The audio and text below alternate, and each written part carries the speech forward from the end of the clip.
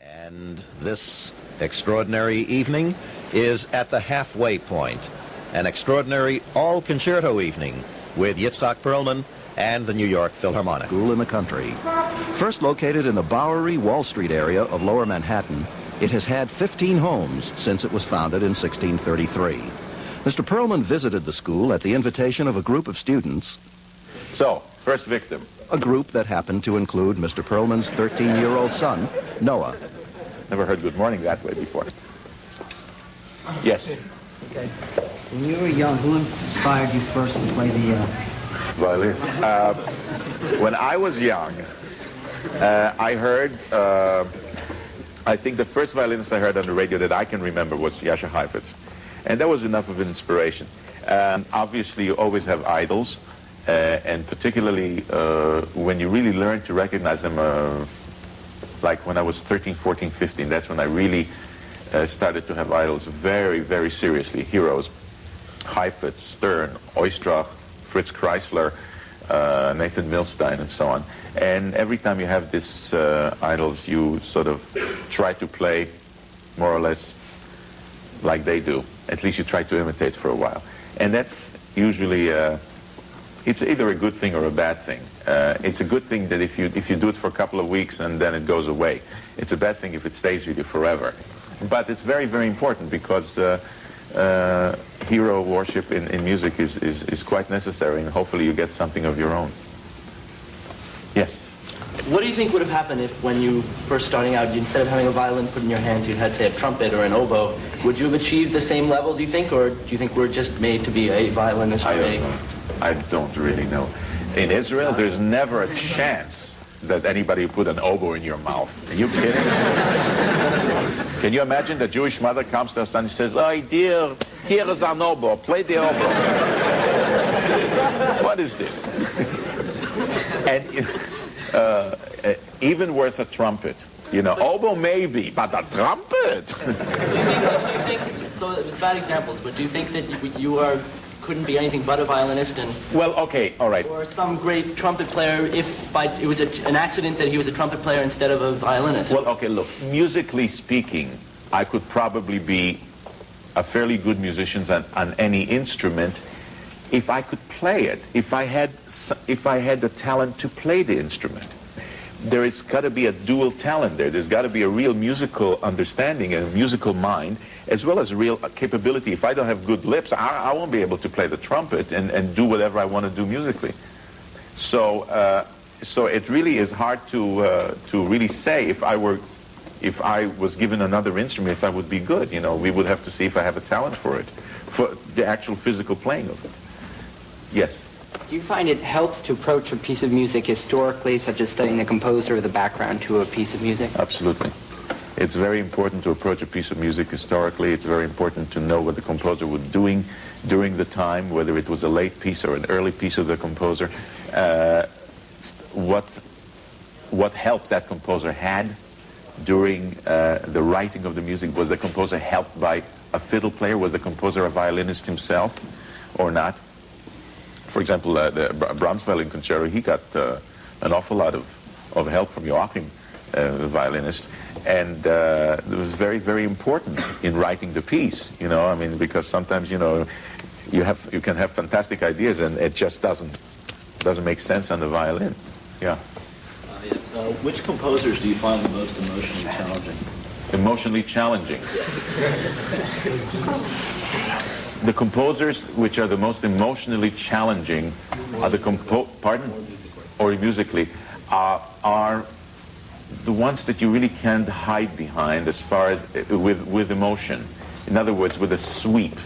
Brahms, Tchaikovsky, you know, that's in some ways that's easy. You know, you can just go you know, and you know, the music hugs you.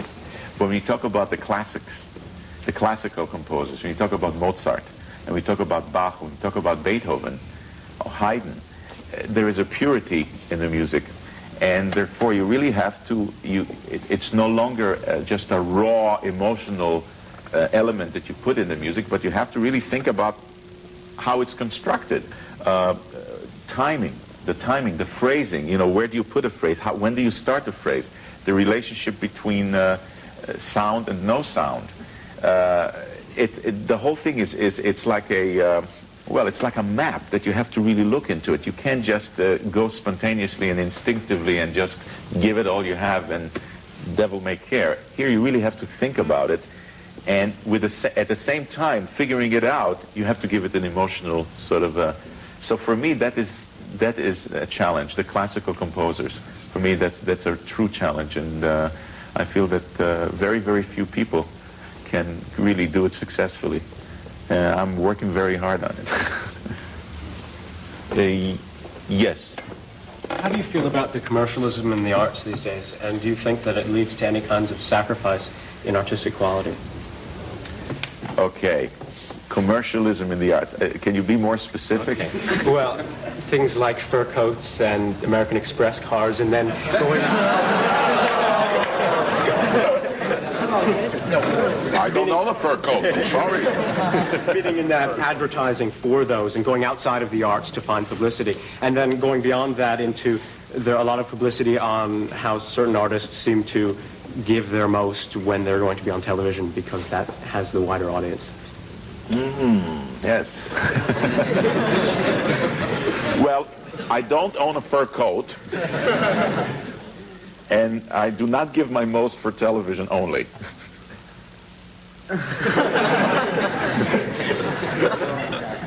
No, I tell you, I feel that television has been phenomenal for the arts, absolutely phenomenal, that it has brought the arts to so many millions of people that would otherwise not not know the experience. You're talking about opera, you're talking about ballet, you're talking about concerts.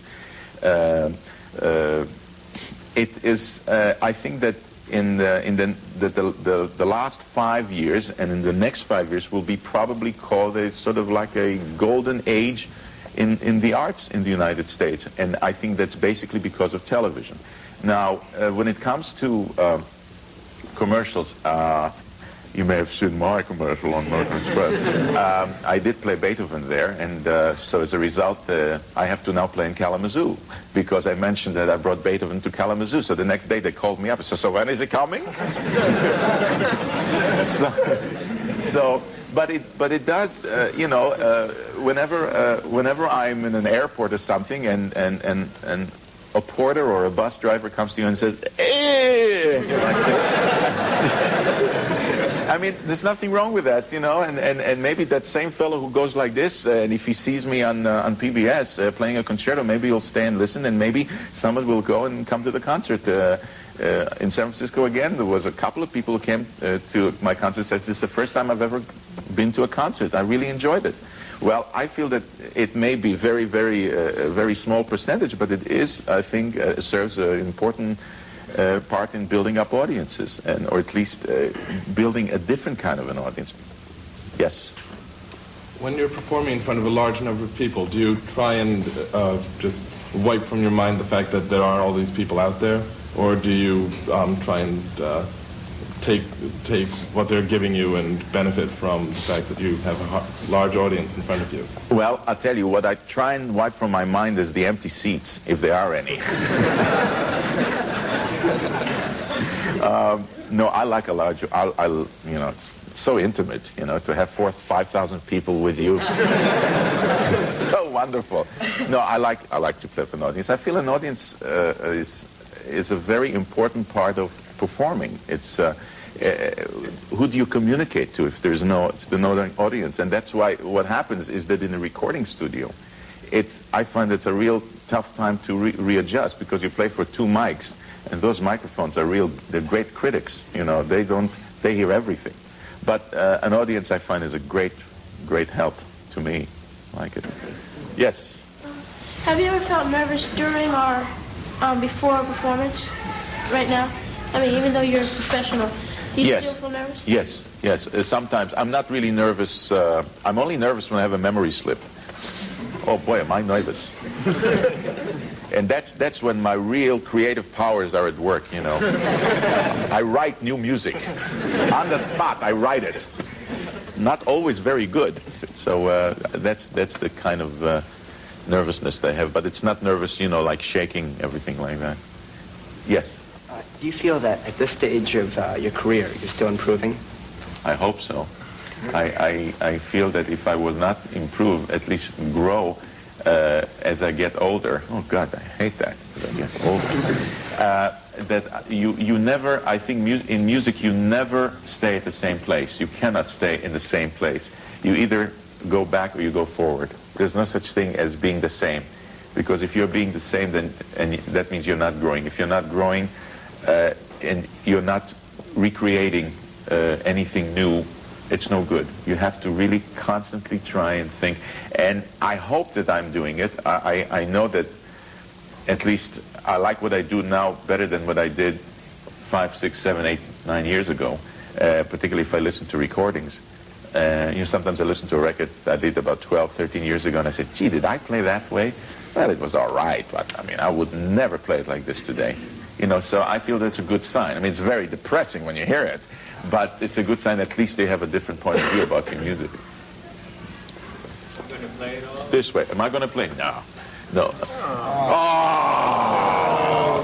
Well, I'll take the fiddle out if you want me to.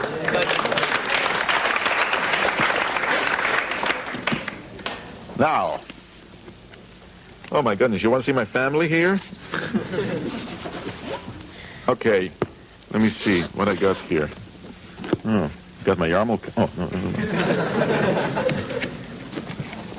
no. No, that's not the fiddle. Oh, here it is. Okay.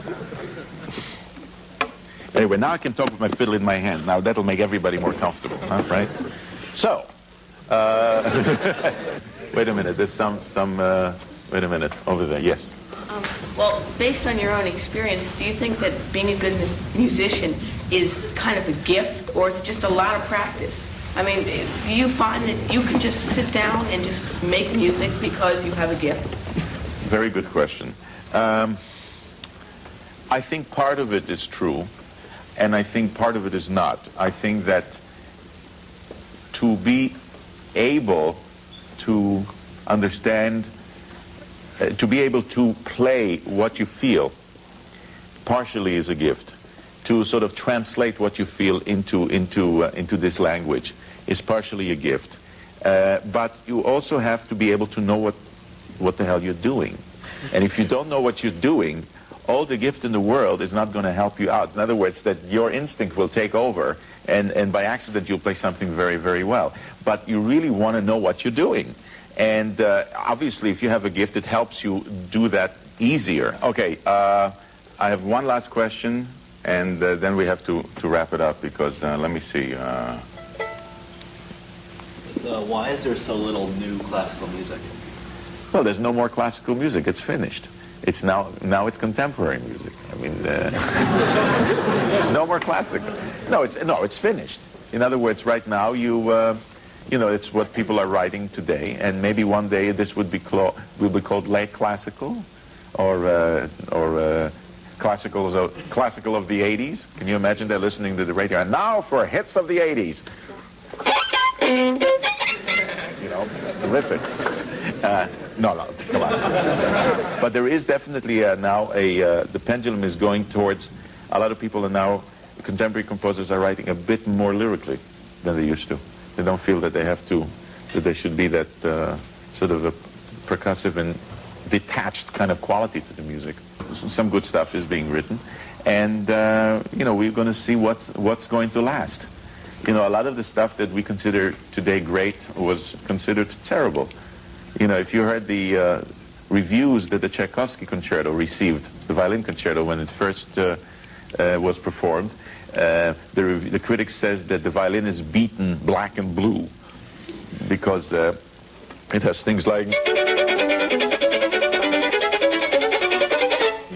that's beaten black and blue, But it's all a question of what people were used to listening to at that time. So maybe today all the synthesizers and electronic music and all of that stuff would sound absolutely passé for people in 25 or 30 years from now. You never know. Okay, thank you very, very much. Some of the questions were good, but some were terrific. So, so I want to really thank you very, very much for coming here.